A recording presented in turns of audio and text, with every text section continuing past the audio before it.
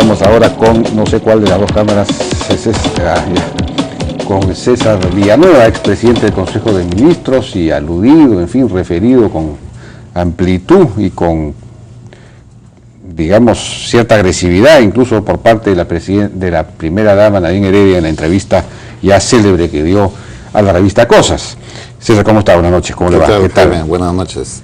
Bueno, usted ya conoce perfectamente el contenido de esta entrevista. Lo que ella dijo, básicamente dijo que el caballito de batalla de Villanueva era el cambio de ministros. A cada rato decía, sí, vamos a cambiar ministros, cambiemos los ministros. Entonces, dice ella, los ministros venían y me decían, ¿quiénes vamos a salir? Mis directores no quieren firmar nada porque todos estamos en evaluación. Villanueva lo decía cada semana a la prensa, no se puede trabajar así. Le quedó gigante el cargo. Encima iba a cada rato donde el presidente venía a mí para decir, ustedes no me tienen confianza, hay que cambiar ministros. Quería cambiar ministros una semana antes de lo de la Haya. Pasó lo de la Haya y quería cambiar a Pedro Cateriano, ministro de Defensa, y a Rivas, canciller, cuando sabía que teníamos que hacer las coordenadas. Bueno, esta parte, usted insistía en cambiar los ministros, pero ¿qué pasó al principio? O sea, quizás usted debió pedir el cambio de ministros al principio, pero yo recuerdo que yo haberlo entrevistado acá, y usted decía que no era el momento, quizás usted tampoco tenía las propuestas claras. No, lo que pasa es que hablamos con el presidente de hacer una evaluación previa.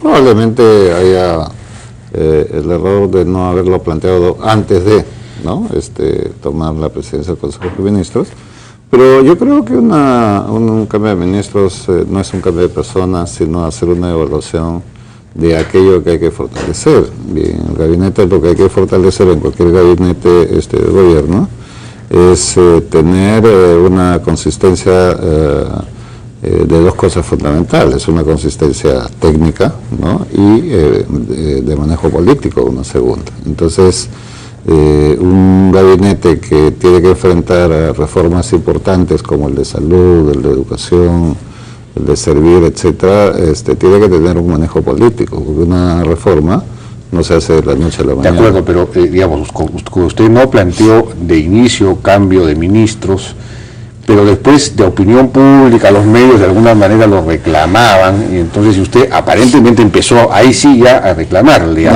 quedamos en hacerlo más o menos en diciembre pasado, ¿no? Entonces, luego hemos tenido algunas incidencias, como el caso policial de López Meneses, el tema de la Haya, que fueron dificultando un poco el cambio de gabinete que había que hacer. Pero aparentemente usted, según ella, de manera inoportuna, planteaba el cambio, por ejemplo, del ministro de Defensa y de la canciller en esos momentos. Bueno, es una afirmación de la señora Nadine, ¿no? Yo nunca he hablado de nombres, ¿no? Públicamente. Son cosas que... No, pero con ellos sí, me imagino. No, he hablado con el presidente, porque no podíamos hablar y hacer cambios mientras el presidente no...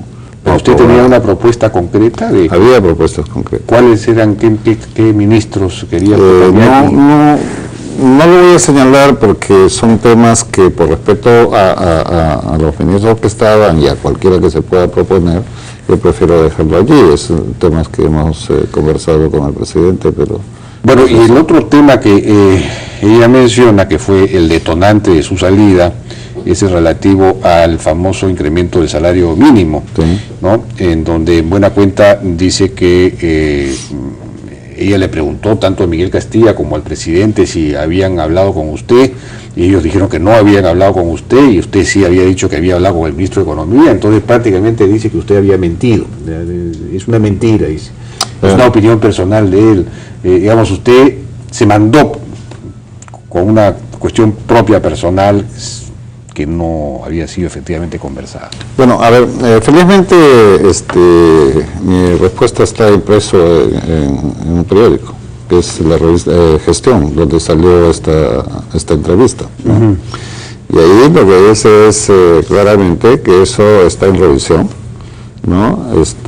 Y en la revisión tiene que ser, está en el Consejo Nacional de Trabajo, ¿no? Donde tenemos la representación del Ministerio de Trabajo, y cuando se trata de cuestiones económicas, el Ministerio de Economía y Finanzas tiene que ver. yo no he señalado si he hablado de manera personal con Castilla, ¿no? Porque es la institucionalidad. Entonces, y eso se acordó en un Consejo de Ministros de diciembre pasar al Consejo Nacional de Trabajo para que se hiciera esta revisión, y estaba en revisión, y por lo tanto estaba en una posibilidad. Cuando esa revisión, además, es un mandato que se hizo 2 años atrás, ¿no? Revisar el sueldo mínimo vital cada 2 años, y estaba por lo tanto en el cronograma de revisión. Entonces no hay ninguna sorpresa allí, ni ninguna cuestión absolutamente personal. Bueno,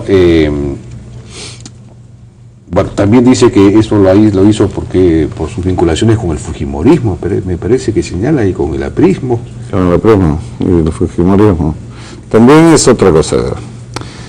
Durante la investidura en el Congreso, durante la sesión para la investidura, yo señalé claramente entre parte de los 6 puntos de la agenda que íbamos a desarrollar desde la presidencia del Consejo de Ministros, uno era el tema del diálogo político.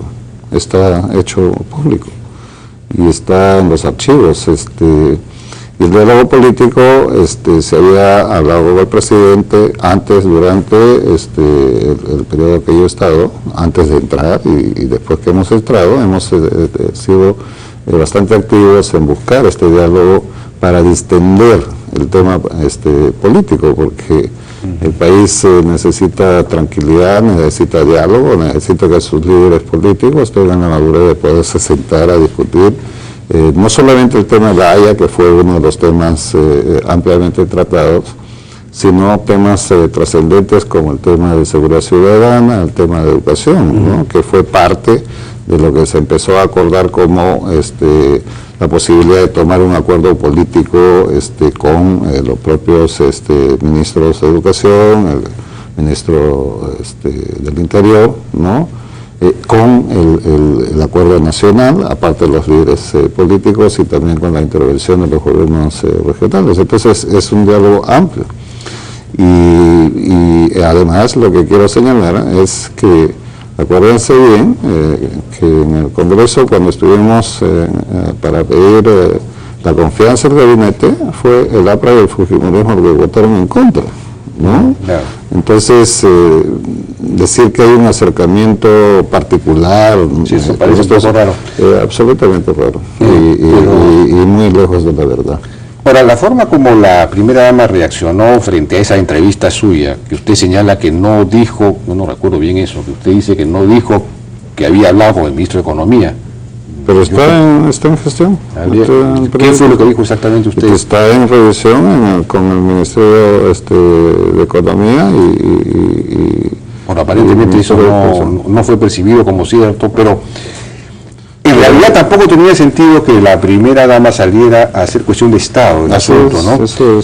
Y si lo hizo fue por impericia política, levantando un tema que no le convenía tampoco decir al gobierno, no queremos saber nada con el aumento del salario mínimo, que era políticamente no era apropiado, salvo que usted realmente estuviera con una agenda propia en ese tema, ¿no? O salvo que ya la pareja presidencial hubiese tomado la decisión de desprenderse de usted por las otras razones, por desentendimientos de otro tipo, falta de química o cualquier cosa de esa naturaleza, y entonces encontraron este pretexto. ¿Cómo interpreta? ¿Usted cree que puede ser eso? Puede ser, pero renuncia obedece a una intervención, eso sí es público, además, ¿no? Claro. Es suficientemente conocido y debatido, ¿no? Entonces, yo siempre he hablado del tema de fortalecer la institucionalidad en el país, y fue parte de la toma de mi decisión sobre eso, así que ahí lo he dejado, ¿no? Diego 16 dice que usted le ofreció al APRA la cabeza de Cateriano. Yo vuelvo a ver estos diálogos. No, ese es un invento absurdo, ¿no? No existe. No, yo he escuchado también a congresista Abubacar señalar eso, ¿no? Por favor. Quien trajo a Albán o propuso a Albán al presidente, porque es el presidente el que finalmente aprueba, he sido yo. ¿no? Y entonces, ¿de dónde sale esta cosa? ¿O que yo voy a cambiar a una persona? ¿Usted propuso la salida de Cateriano? ¿Perdón?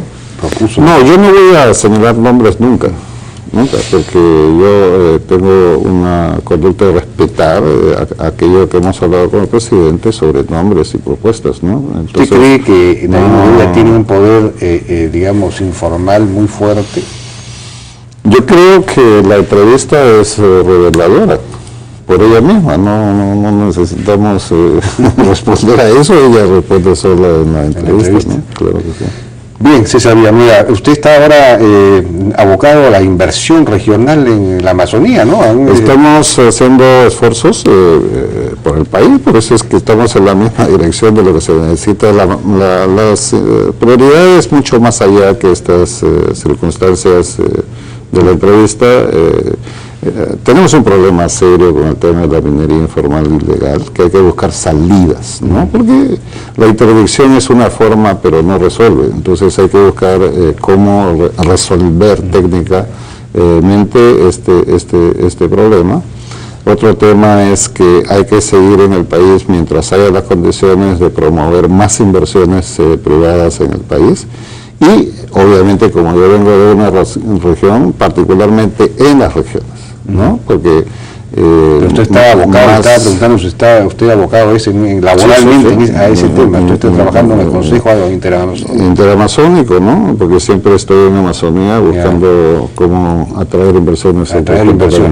Bueno, el que quiere invertir en la Amazonía ya sabe con quién tiene que hablar. César Villanueva, muchas gracias por su participación.